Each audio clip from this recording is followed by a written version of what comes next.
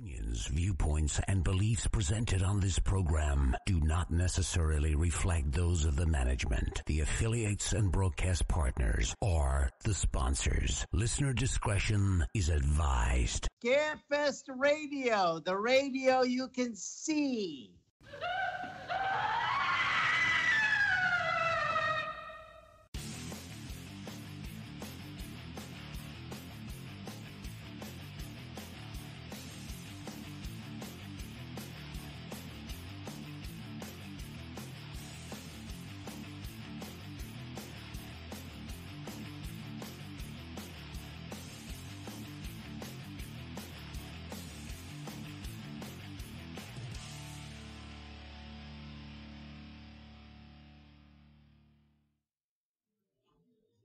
And hello and good evening, everyone, and welcome to Scarefest TV for the original broadcast date of June 23rd, 2023. I hate to distract you, Katie, but you're co-hosting. I'm joined tonight by my co-host. Well, you weren't live, but when I went to put you live, you're looking up in the air like a dog watching birds fly through the yard. I was looking at the live on my computer. Okay, now, our guest tonight, and he's already seeing how we roll. Hey, Shane Pittman. Hey, how's it going? Thank you all for having me. Thank you for coming on relatively short notice, although I gotta brag, I am now actually booked all the way through July. Every show from now through July. I would book August, but I actually don't know. I'm either traveling all fucking month or not at all. I'm not sure. Yeah. So yeah, that's what happened. Oh, and the reason I'm wearing a hat, everybody, my hair looks like crap today. So I just said I don't want to take another shower. So, I love it. I got on. I was like, oh, this is different. I need a haircut. I need a haircut very, very badly. We do at the bottom of the hour, everybody. We will have four celebrity announcements. I think they will please everyone. I think that you will be quite pleased. I know I'm especially pleased about, well, if I tell you three of them, then, well, okay, I'll say three of them. I'm really, really pleased with three of them. And the fourth one, I understand if you're a collector, why you would be pleased. Now, I'll probably make somebody mad, so I'm not even going to tell you who I'm pleased about. Anyway. It'll be a surprise. Now, everybody, of course, Shane, I got a couple of questions for you here. Okay. First of all, you got to tell me about the Holzer Files. And the reason you have to tell me about it is because it's never went streaming on any of the services that I already pay for, and my budget is maxed out. So, I mean, I know who Alexandra Holzer was. I know Hans Holzer. I'm fairly familiar with. Tell me the premise of the show. Yeah, so the Holzer Files, which I'm so thankful that I was a part of, is basically reopening the case files of Dr. Hans Holzer. So he was a famous parapsychologist back in the 60s, 50s, and 60s, and he took meticulous notes and investigated the strange and unusual. So basically, the Holzer Files got a team together, Dave Schrader, which is an awesome guy, Cindy Kaza, which is a psychic medium, and myself, equipment tech and investigator, got us together to see if we can reopen these case files to see if anything changed or if there were things still going on all these years later. And that's basically the premise. We got to work with Hans Holzer's daughter, Alexandra, and she was kind of the ringleader behind the scenes, making sure all the case files were in order and everything was good. And she gave us a lot of guidance along the way. So yeah, that's basically the premise of the show. It ran for 2 seasons. And to answer your question about the streaming platforms and stuff, it was on Discovery Plus, but I think they did a merger now. Now it's Max. You know, it was HBO Max and Discovery. Now it's which is just confusing the hell out of me. It's it's available online. It's on Max now. Yeah, it's available on lots of streaming services, just not the ones I got. And well, we got to change that, Wes. We've got to change that up. You know, ditch the ones where Shane's not on it, and then get the one where Shane is on it. It's problem solved. I'll consider that. I will consider that. The alternative, of course, is Amazon Prime's offering it for like $2 an episode. And if I thought that you got any part of that to amount to anything, I wouldn't do the whole damn 2 seasons. But here's a secret. I don't. Yeah. At all. Best kept secret ever. Yeah. It goes to Jeffrey Bezos, probably. That's it. You're right about that. Yeah. Okay, now, though. The other thing I want to ask you about, now this is one you've probably been asked a bazillion times. Mm-hmm. On your bio, you said you had a lot of paranormal experiences when you were very, very young. Oh, yeah. Tell me that story in the Reader's Digest condensed version. Gotcha. What you experienced, what drew you to the paranormal field? Well, it's kind of an involved answer, but I'll try to condense it. So my first paranormal experience was when I was 6 years old. And it was a vision. I'm not going to go into it because it's kind of a personal thing, but it was a vision, and I went to my mother about it, and she said, this is relevant. This is something, and she kind of helped me through that. And I was only 6 years old at the time. And around that same time, growing up, I had pretty tough childhood at times, with abuse and some other stuff, not from my mother. My mother's a saint. But I had some abuse and things like that. So what would happen was in those really dark moments, every time things got real bleak and I was thinking, I don't know if I can do this anymore, there would always be a strange and unusual thing happen to me, something that let me know that there was more beyond my current circumstance. So it kept me going. So all of these different experiences that I had kept pushing me, kept guiding me through all of it. So whenever I was old enough to really understand a little bit, hey, this is, science can't explain this. There's some weird stuff going on. But I knew that there were people that had written books and things like that kind of went into depth on some of the things that was going on in my life. I was hooked, and I would go and try to immerse myself in anything that I could read. And then found out that there were engineers that were building tech and things that could test the atmosphere, test things that were going on that maybe I couldn't see visibly or couldn't, like temperature changes, for instance. Like I would be experiencing things like that. There was tech that was being made that I could actually take that and validate that in real time. So there was equipment and stuff that I could use to kind of help me shift through everything that was going on in my life. And I was hooked at that point. So yeah, that was a very condensed version, but yeah, I would have experiences all up through from 6 years old, all up in my teen years, and then 20s and on. And it just kept fueling me. And I tell a lot of people this, it was one of those things where, again, it pushed me during times of hardship in my life. So there's a lot of people out there that really experience that now. And I tell them, don't give up, because I've been there. There's some things, but I've seen things that I know that there's more beyond this life, this current circumstance that we're in. Katie? Man, I wish that I had a good introduction like that, because like literally what got me into ghost hunting was the television show Ghost Hunters, and I actually just watched it and went, yep, I want to see. That's weird. I want to see that. Yeah, but that's a cool thing too. That's we all have different journeys that we're on, but I mean it's still cool to listen to different people's stories on how they got into what we're doing. I mean it's just awesome to hear everybody's story in terms of that. So it is pretty really cool. validating to know that, like, I don't know, that this phenomena is so widely experienced, if that makes sense. Like, I don't know, that's just what really piques my interest, in that it's also different at the same time. It's the same, but it's different for everybody. And that's just really interesting. How did you, so like, you said that you got into like the tech stuff. Yeah. That's something that like I want to learn more about. How did you really start focusing in on tech? Like, and what's your favorite piece of equipment?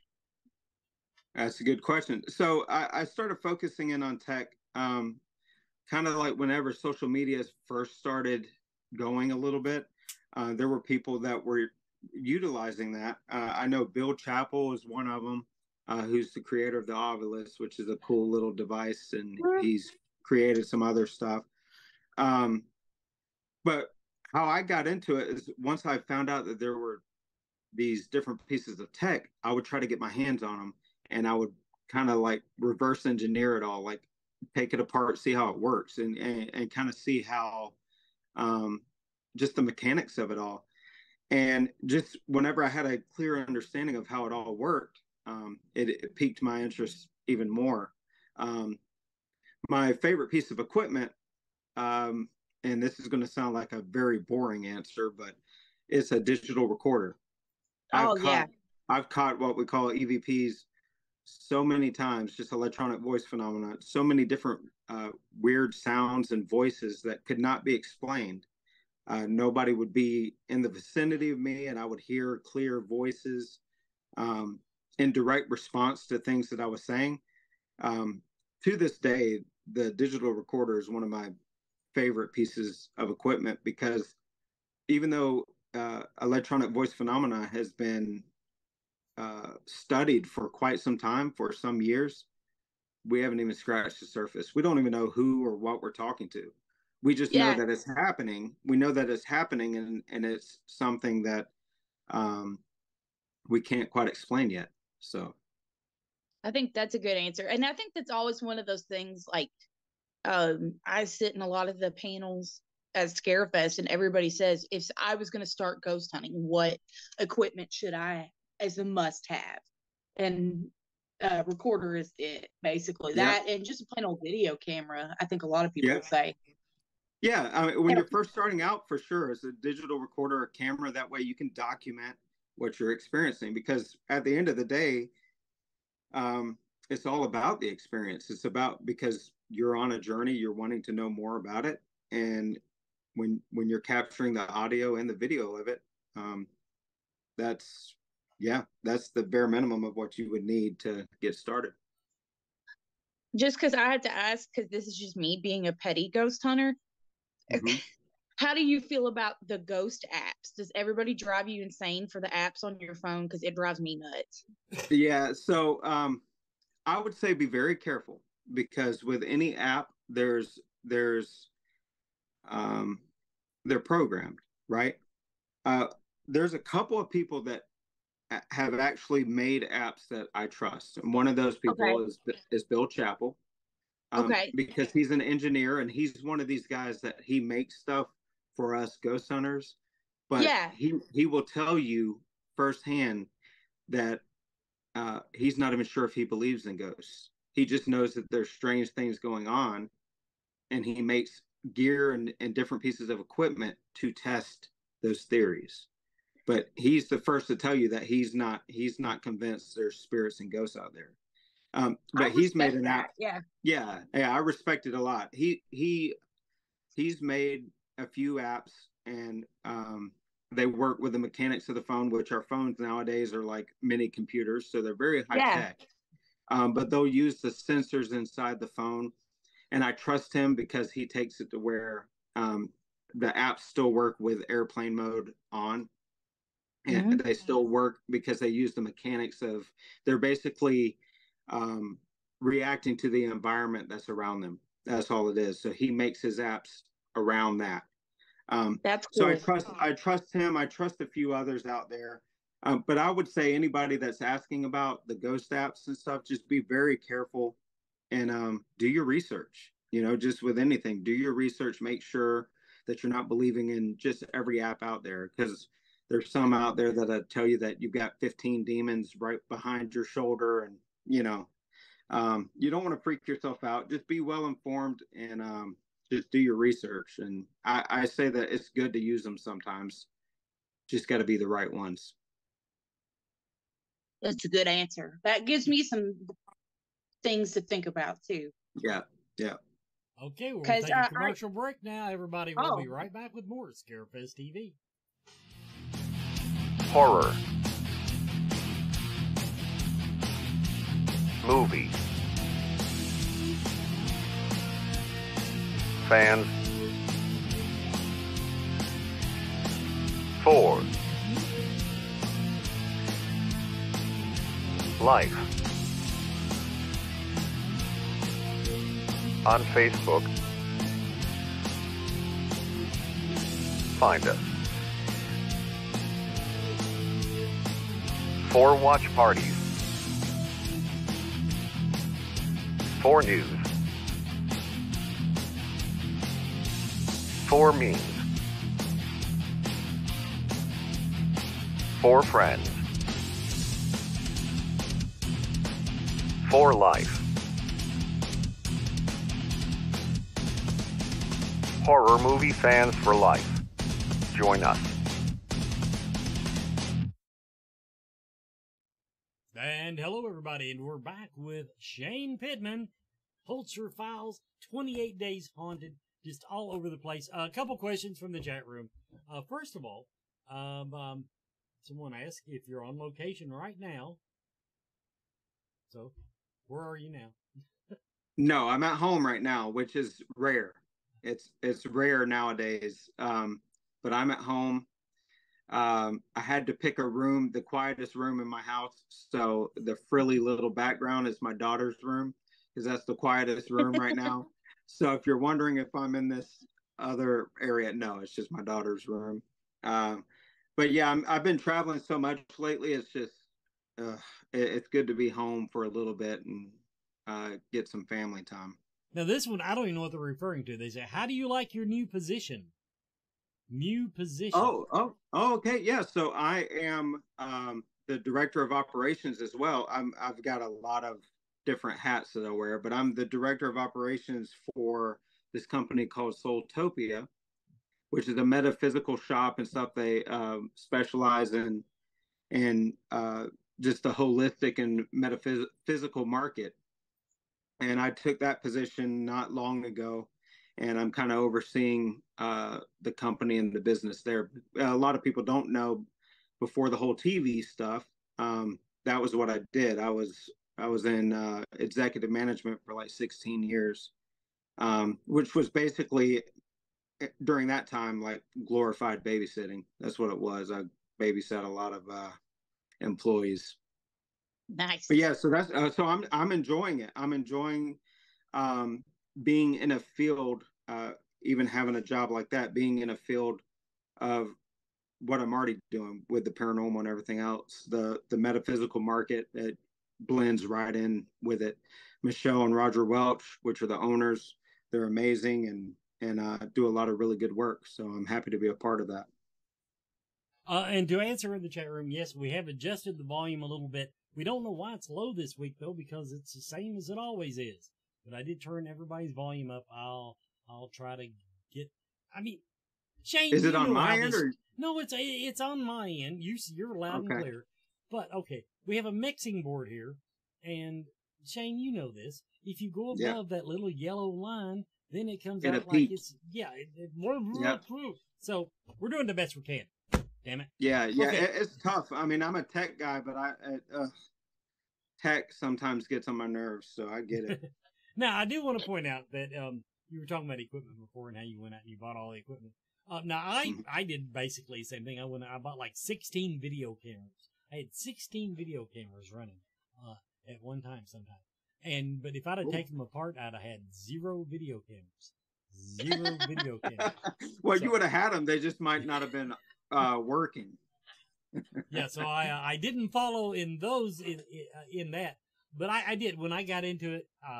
I dove in with both feet and just started buying equipment. I own 7, and I still have them all. 7 EMF meters. Wow. Well, that's good. Hey, it's good to have. It's good to have. Hey, I mean, it'd be interesting to compare like which one's more sensitive, or they all. Okay, the answer is the K2 meter. The K2 meter is so sensitive it will pick up a fucking airplane flying over your house. And to be honest with you, I don't use the K2 that much for that reason. Well, that's what everybody they say. Okay, about K2 meter. I said, well, okay.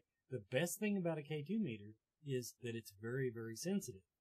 Right. The worst thing about a K2 meter is that it's very, very sensitive. The range is too wide, which kind of leads into the next question, which I'll have to do for my notes because it's already scrolled up on my screen here.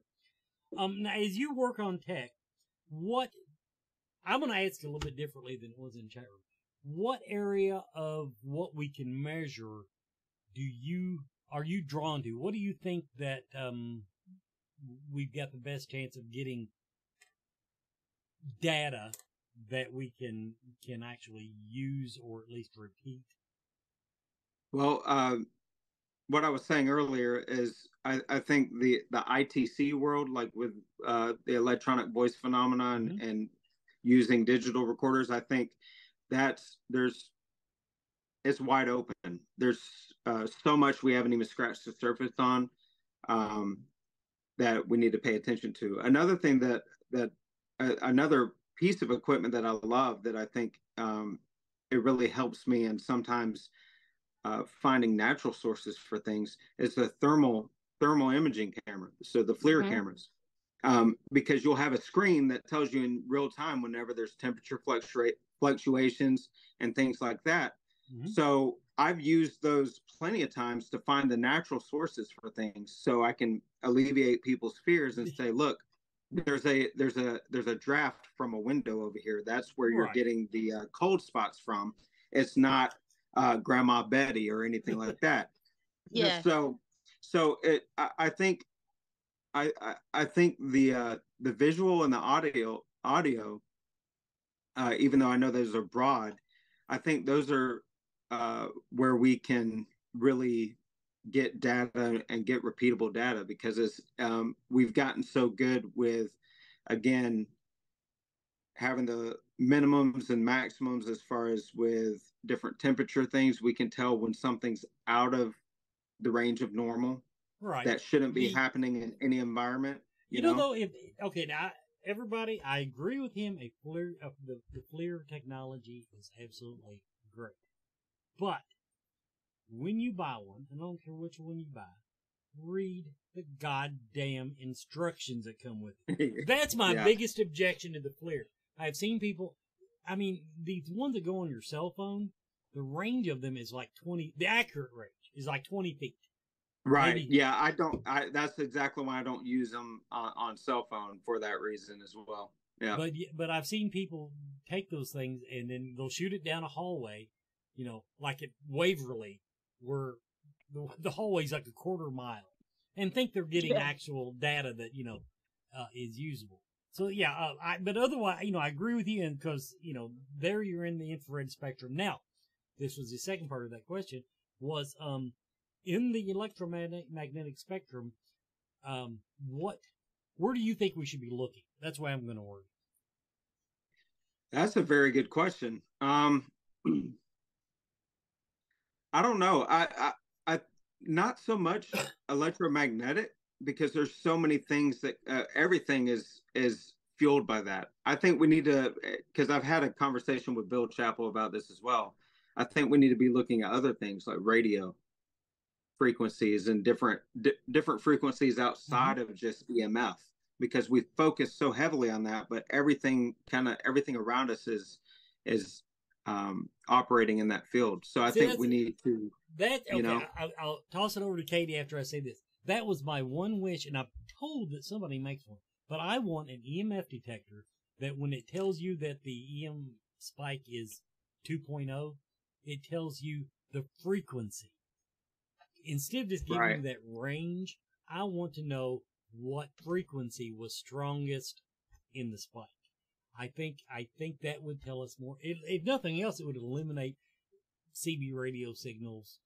You could eliminate a lot of stuff, even if it doesn't lead you to the telephone to the other side, or whatever. What do they call that?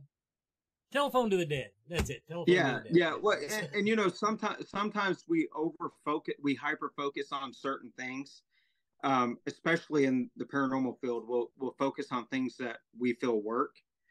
and we kind of hyper focus on it. But I think, especially for people that are really invested in this field, they really need to kind of open their mind a little bit to the other possibilities.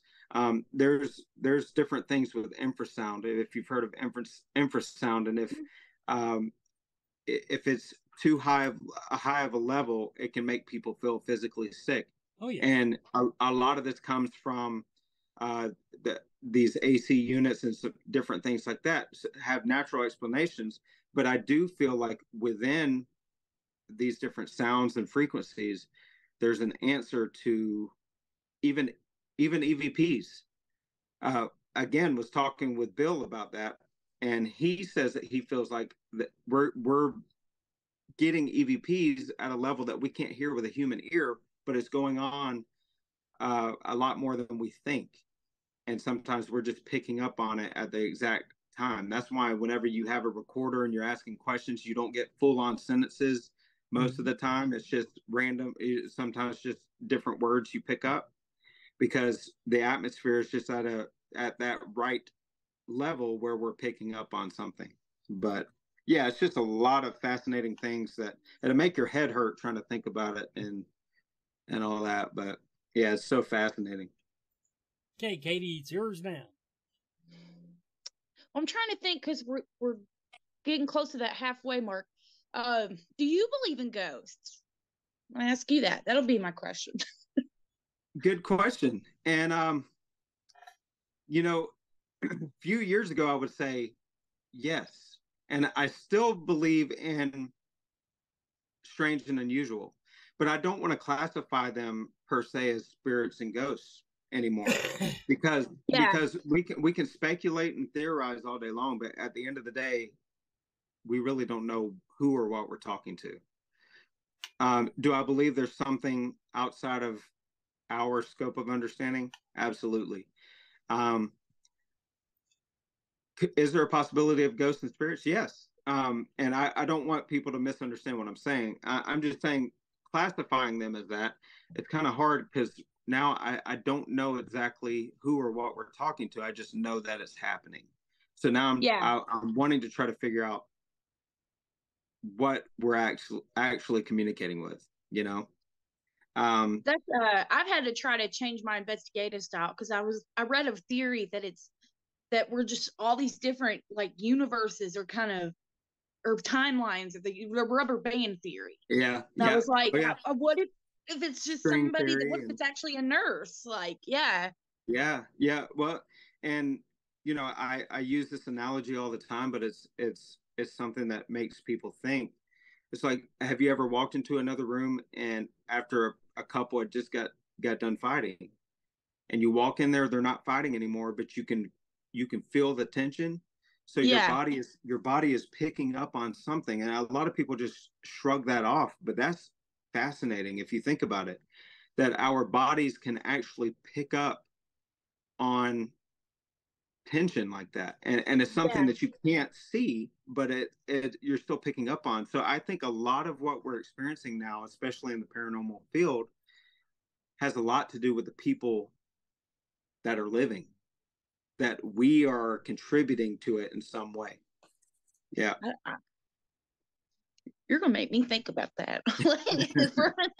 I really do. Just the more research and study that I've been doing, and it's just I really do feel like we are a contributing factor to that, and a lot of people don't really realize like how amazing and how powerful our bodies really are. Like what we're capable of, I don't even think we scratch the surface on that either. So we can't discount that a lot of this stuff can be fueled by us. Think about this for a minute, okay? Have you ever heard these stories? It's placebo and nocebo, the placebo effect. But have you ever heard these stories? Have heard these stories where people would walk into a hospital and they get a bad report, right? 2 weeks later, they're dead. Why? Because they worried. Their whole mind, which is a powerful thing, just deteriorated them. Manifested it in a way. Right. But then you find out later that they got the wrong report and they were completely healthy. So that tells you right there, just with the power of the mind and Yeah. what we are capable of that we don't realize we're even doing sometimes. So if we can do that physically, can we affect the environment and the atmosphere around us? I think we can. You are gonna have me pondering now. Like, I'm gonna lose sleep tonight and be like, yeah, stuff that keeps you up at night for sure. It keeps me up at night all the time. So it's stuff I constantly think about. So let's say I believe in ghosts, so I sleep like a baby. Everybody, we're going to take a commercial break. We'll have our announcements when we come back. Everybody, this is Scarefest TV. Okay, everybody. Tonight we're talking about JP's Horror Collection. They are a sponsoring vendor of the Scarefest. Horror, collectibles, and home decor. They're a small family-run business that loves horror movies. They started as JP's Bears and was founded in 2010. Over the 10 years, they've kind of shifted over to horror collectibles and home decor. They got a few bears left, but they say when those are gone, they're gone. But everybody, they're a longtime supporter of the Scarefest. JP'sHorrorCollection.com. JPSHorror.com is their website. Check them out online. And what I loved about it, going to their website, they've got their collections listed by movie. So if you've got a favorite, you can click on Friday the 13th, and then they got a whole collection of Friday the 13th stuff. And, I've been thinking about cosplaying that. I might have to get me a real Jason mask instead of that thing that I bedazzled for Brandon that time. Anyway, okay, we're going to do our announcements now. Someone in the chat room asked for The Walking Dead. Hey, how about David Morrissey? How about if we bring in David Morrissey? Governor. That's if you say it. Anyway, David Morrissey and he was just on that thing where he's a Roman guard or whatever. Anyway, Sherwood. He was but that's not the one I'm thinking of. He was in, I didn't remember him in Basic Instinct. Britannia. That's it. Britannia. That's what I was trying to think of. Walking Dead. State of Play. Sense and Sensibility. But everybody, you loved him as the governor. You know it. You absolutely know it. And so he's coming as part of our Walking Dead cast thing. Okay, next up. Adrienne Barbeau. Heck with her screen stuff. The single sexiest voice in the history of voices. Let's just go ahead and get it out there, everybody. But Swamp Thing, The Fog, Maud? That's her third most famous singer. Escape from New York, Creep Show, The Cannonball Run, and the one, my personal, that I've got to find this wherever it is. Cannibal Women in the Avocado Jungle of Death. So, just saying, I have got to look that one up. But, awesome. Some great, a lot of voiceovers. That's not even before you get into her voiceover stuff. And having ever heard her in your life, you would understand why she does so much voiceover stuff. Okay. Jeffrey Voorhees. Hey, we're doing more Jaws. So if you got any Jaws memorabilia, this is going to be the convention to come to, because we have Jeffrey Voorhees. Jeffrey, the name of the character was Alex Kintner. Little boy. He was a little child back then, as was I. But Jeffrey Voorhees is coming and returning to Scarefest this year. Brian Bremer, and we're bringing him back just because you love him so much. Brian Bremer from Pumpkinhead and Society. That's the other one. I've actually seen those two. But he's actually done quite a few movies when he was young, and then he somewhere along the line he decided to do voiceover work, and he's going to be on the show in July. He's coming on the show, and we're going to mostly just talk about his voiceover stuff. See if he can coach me into not being such a schlub about my voiceover work. Brian Bremer. So that's 4. Count them 4 celebrity announcements. And we've added a whole bunch of photo ops this week, including the Shane Pittman, Dave Schrader photo op. But to get to that, go on our Facebook fan page or our Facebook page, the Scarefest Weekend. But the link's all over the place. But yeah, go ahead. And we're not even close to having 50% of our questions that we get on Facebook right now are you going to add so-and-so photo op. Probably. But we're not even there yet. We usually, Katie, remember the old days when we used to release these like in September? Like the the week before? Yeah, so this year we're doing much better, everybody, but you have to bear with us. We do have a little ways to go, but I just want to point out that we have added a bunch of photo ops, including the Dave Schroeder, Shane Pittman photo op. And the Central Kentucky Mystical Market. The next market is July 29th and 30th. Central Kentucky's Lexington's premier can't even talk now. Monthly. I'm so excited about Adrienne Barbeau. Lexington's premier monthly psychic and holistic event, July 29th and 30th. Clarion Hotel in the Paddock Ballroom, as they say, right behind the pool. The film festival is still taking submissions for another month or two. We're up to 72 entries right now, 72 submissions on the Horror Film Festival for Scarefest. I think it closes in August, actually.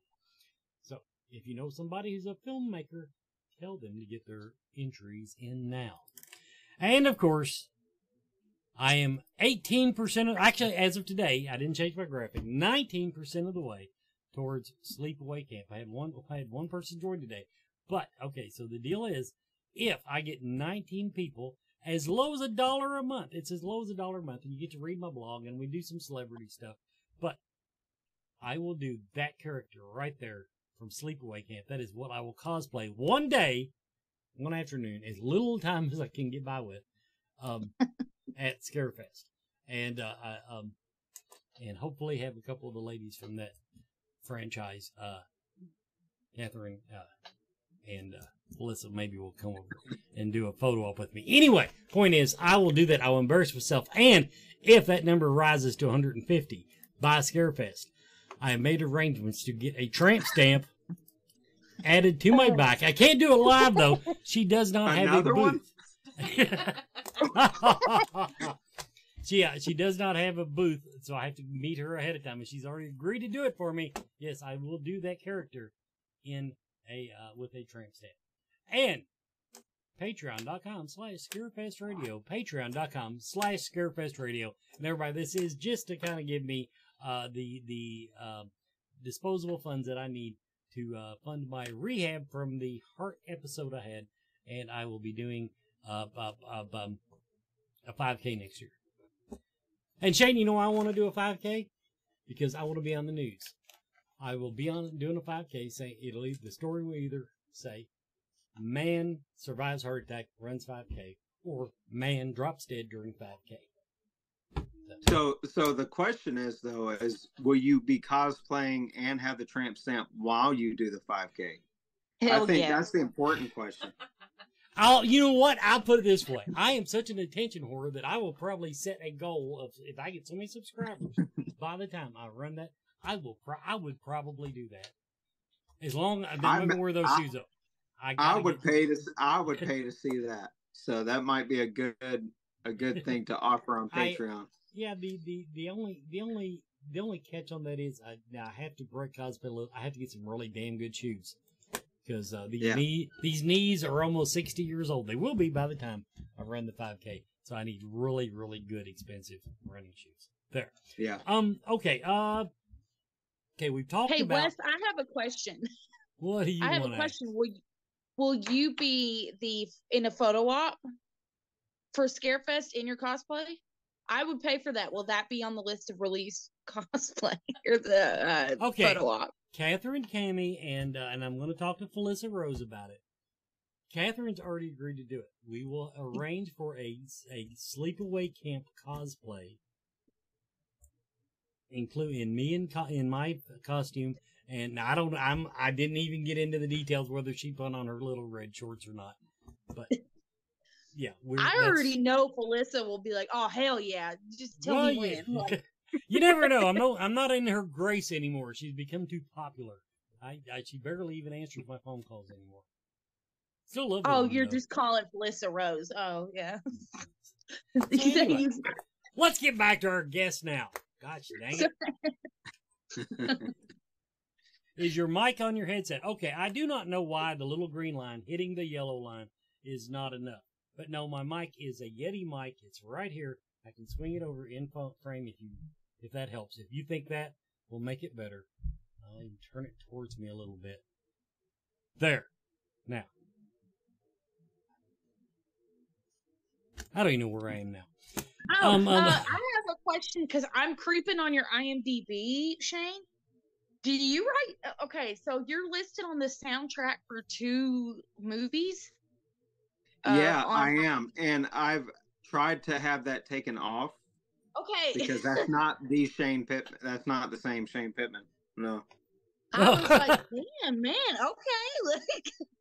Yeah. That's surprising. I've had, I think I need to try to go in there and remove it myself, but I contacted them, tried to have them remove it, and every time I do, it reappears. So it's like they give the credit back to me. I don't know. It's really weird. Insist on royalties.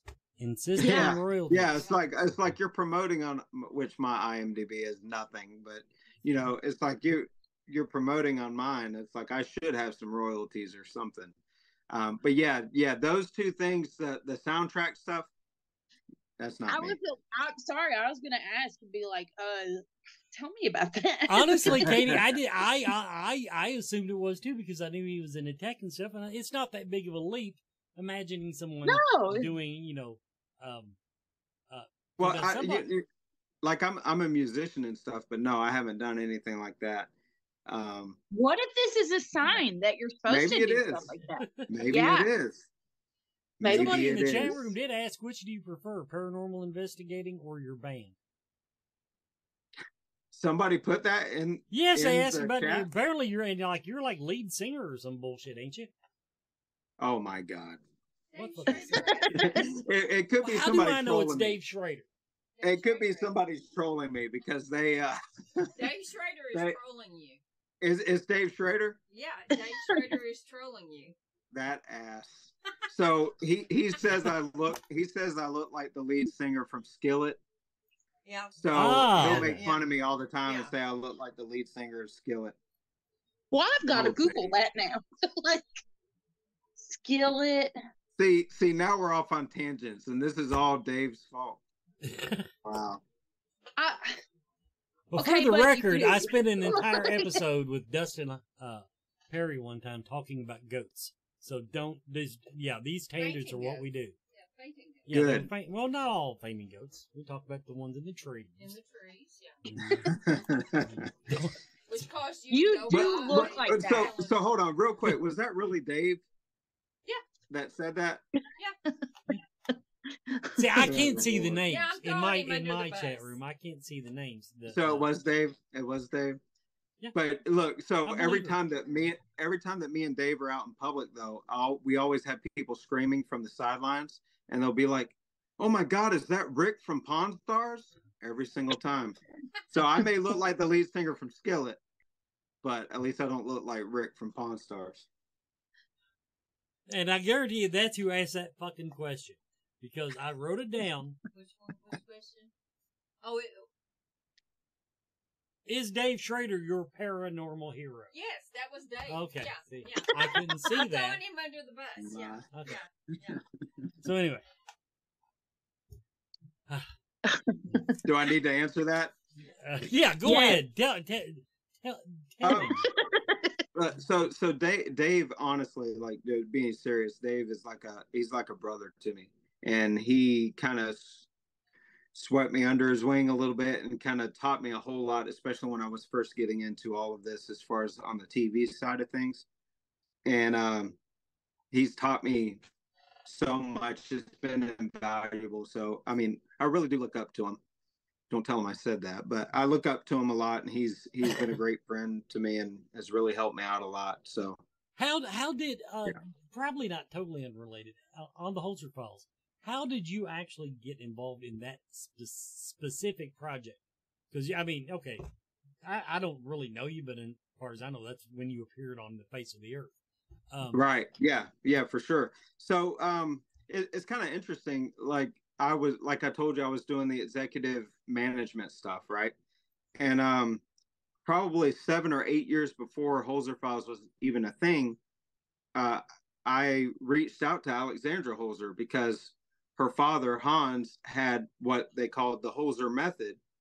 And that was when I was doing a lot of research and stuff still. And I was like, what's the Holzer method all about? And of course, I reached out to her and she told me.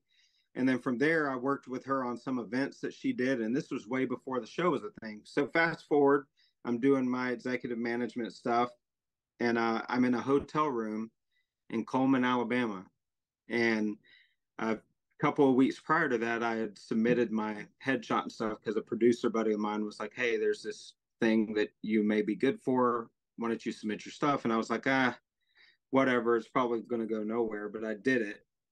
And so I was in a hotel room, Coleman, Alabama, and I was in a really bad spot because I was away from my family all the time, nonstop, and didn't really get to spend a lot of time with them at all.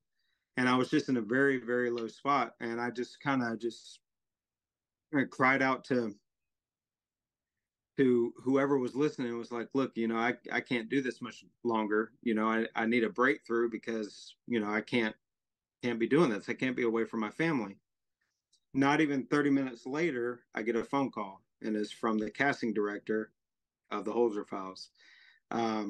So it was kind of like it was a fate thing. It was something that was meant to be. And I'll go along with you on the manifestation, but from what I know about doing these TV shows, including especially 28 Days, yeah, does not seem like the best way not to be around your family. Yeah, I know. But see, so with the management stuff though, it was like 6 days a week. I was home a day, out again. With this TV stuff and everything, it's kind of sporadic. It's not near as much. So, I want to spend more time with my family. Do this show that we're going to lock you in a basement for a month.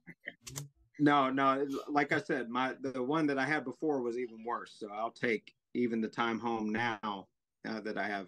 But yeah, so that was basically it. And then they did what we call chemistry reads, where they put us with people who they think would be compatible with. And so me and Dave had this interview through Skype. First time I'd ever met him face to face. I knew of him. I knew of his work because, the field is kind of a small field. And the first introduction was he was in this he's in Minnesota, so it's always freaking freezing there. And it was around, I think, February, and I was, I'm a Southern boy, so, I hate the cold, period. And we were there, and they're like, hey, how's everything going? How is everything? Dave asked me, and I was like, man, it's cold. It is cold as shit. It's like 41 degrees. And he was like, oh, shut up. And like he cursed at me a little bit and said, shut up. It's negative 19 degrees here. You need to sack up. And so that was the first introduction to Dave. And then from there, we just went back and forth and joked around with each other. And that's how Holzer Files, I guess, we got all put together. Interesting tidbit about Minnesota. Yeah, it was probably negative 19 that day. Day before, it was probably 41. I'd been there. We went up there. It was beautiful, beautiful weekend when we got there. Sunday when we left, we left in a blizzard. So that's Minnesota for you. Yeah, the first event that me and Dave did up north in Minnesota, it was at Sauk Center. It was at the Palmer House. He tried to kill me. It was basically, that's what he tried to do, is he tried to kill me because it was negative 35 degrees. So, that's not even a real number. You just made that. No. So as soon as you walk out of the airport, like your lungs hurt, I'm like, no, this Southern boy is about to die. This is not going to work. And so I stayed inside the Palmer House during the event, the entire event. I even had attendees, some of the people that came to the event, that bought me this big old parka because I was suffering so bad. It was horrible. Okay, very embarrassing. Got to get my commercial break in, then we're going to do our movie review. We're going to come back. We're going to hear about Shane's Patreon project himself. SpiritMechanics.com. SpiritMechanics.com. Longtime supporter of the show, The Spirit Mechanics. I am technically a Spirit Mechanic. I guess that's the way they call it individually. A Spirit Mechanic myself. Anyway, they've got a brick and mortar store now. They got a brick and mortar store. 1018 East New Circle Road in Lexington, Suite 114. Basically, they say now be careful if you go there. It's on the back side of the building. I need to go there so I can describe it better to you. I haven't made it there yet, but it's the Missing Element Shop. One-stop shop for spirit mechanics, Stevens Healing Vibrations, and all your metaphysical supplies, offering books, divination, and altar supplies, tarot, and oracle decks. Hey, visit them online, and their selection of oracle decks is just out of this world. Some great, beautiful oracle. Even if you don't read tarot, collect them. That's how I got started. Yeah, and now I'm practically famous for it. Practically. Anyway, Stephen's Healing Vibrations. Now, you don't know about this one, maybe. Stephen Tyreen is a vibrational sound healer who uses tuning forks and singing bowls in his practice. Through use of directed vibration, he is able to aid the physical body in recovery and regeneration. And this is one of those things I would normally call metaphysical bullshit, like I do most of my stuff. I'm going to tell you, I tried it one time, and it really did help with what I was asking about, which was actually hip pain caused by the Scarefest. I could not hardly walk across the room to get to where he was doing his stuff. And when I got up, it felt much, much better. So check them out online, spiritmechanics.com, or visit them in the real world, New Circle Road, 1018 East New Circle Road in Lexington. Bonehead Weekly. Hey, Scarefest fans, there's a new release on Peacock, and I wanted to make sure that we got a review of it because it's a movie I really wanted to see in the theater. I don't know about you all, but I'm actually a big Nick Cage fan. We've talked about him on Bonehead Weekly quite a bit.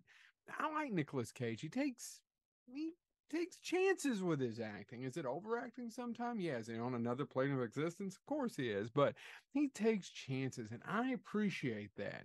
And when I saw the trailer for Renfield, I was like, I gotta watch this movie. So we're going to talk about 2023's Renfield that is available now on Peacock. It's directed by the guy that gave you the Tomorrow War and the Lego Batman movie, and a lot of things on Robot Chicken, a guy named Chris McKay. I'm not familiar with him. I've seen a couple of those movies, but don't really know that much about them. So basically, it stars Nicholas Hoult, Nicolas Cage, and Awkwafina.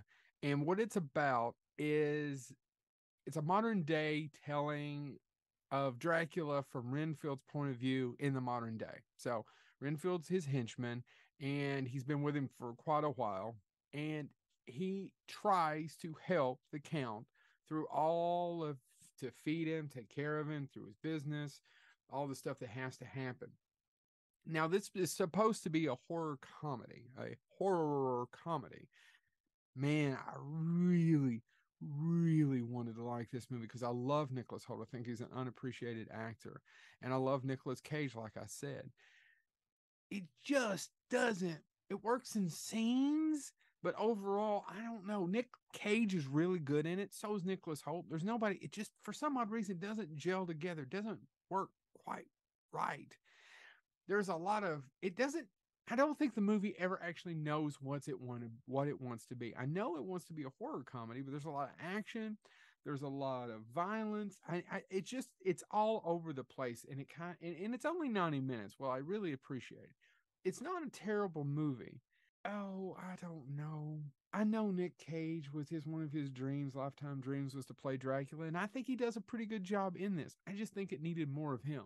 There needs to be more jokes. A lot of the people who are supposed to be funny aren't overly funny. It's over the top, it's chaotic, it's bloody. It didn't work for me. I liked some of it. Some of the special, a little hazy, but special effects. But I mean, I liked most. Oh my goodness, I'm having the hardest time recommending this movie. I want to say, watch it for some scenes and fast forward through the boring parts. In fact, that's what I should say. Watch it for some scenes and fast forward it through some of the boring parts, because I'm sure a lot of people worked really hard on this. I really enjoyed scenes in it, but overall, it's really hard for me to recommend this. So when I talk about Renfield, if you have and you love Dracula, then you should check it out. If you love Nicolas Cage, then you check it out. And there's some funny scenes. But overall, it's a mediocre movie at best. Renfield, Peacock. This has been Joe Lewis of Bonehead Weekly.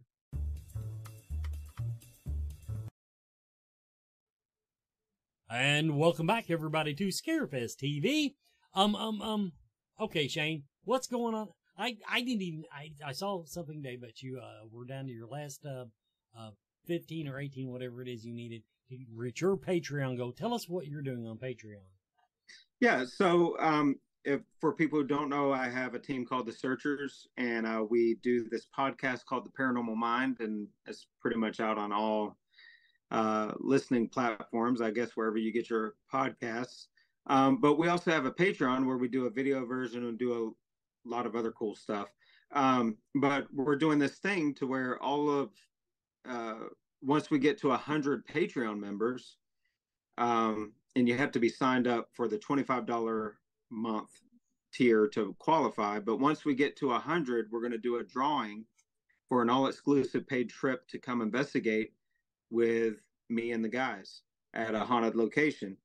And the reason why I decided to kind of go about doing this is there's been so many people that come to my events and say, well, I wish you would do something closer to my area, or I wish that you would be closer to me to do an event, or social media. They'll tell me that all the time. So this is the way that we can kind of give back, and it doesn't matter where they are within the United States. We will fly them out, all expense paid. The food will be covered. The lodging will be covered. Everything will be covered. All you have to worry about is blocking out time to come hang out with us if you win. So we're at 85 right now. Once we get to 100, we're going to do the drawing. So I don't care what time of day it is. It could be 2 a.m, after we get off this podcast, and we're going to do the drawing once we hit 100. But it's just our way to give back, because we have so many awesome people that support us and really allow us to do what we love to do. So it's a way to give back to them. So it's patreon.com/searchersbelieve. So it's patreon.com/searchersbelieve. And you can also go to searchersbelieve.com for all that information too. There we go. That's awesome. And so everybody, we're at the top of the hour. We have blown through this. Talked about everything except 28 days. I love it when I do that. But anyway, okay, now I'll close the show by saying 28 days was the first paranormal show to impress me in a long time. There. And then I haven't seen the Holzer Files, in all fairness. Wow. Well, that means a lot to me. I really appreciate that. My coworkers have brought it up to me. They were like, "Oh, you're on one of the 28 Days Later people," and I'm like, or Haunted, not 28 Days Later. Wrong franchise. Zombie movie. 28 Days. Ghost. My bad. Zombie movie. See, you said that. Now I'm gonna have some new credits on my IMDb that aren't supposed to be there. You're welcome. I am going on Brandon's IMDb Pro right now and submit that. I've got the password. I just got to get logged in. Okay. Everybody, this has been Scarefest TV. Next week, I'm talking to artist Terrence Muncie. He's going to be my guest, and just does very talented guy, does a lot, and got a lot of, hell, we're going to talk marketing half the night. He's off the chart of coming up with ideas that will get the crowds involved. But talented guy, longtime supporter of the Scarefest, and we want to give him some screen time, even though he's really not that pretty. And you can quote me on that. Everybody, this has been Scarefest TV. Shane, thanks for coming. Katie, thanks for showing up. Thank you, Shane. Thank y'all so much. I appreciate it. We'll see you next week. See ya.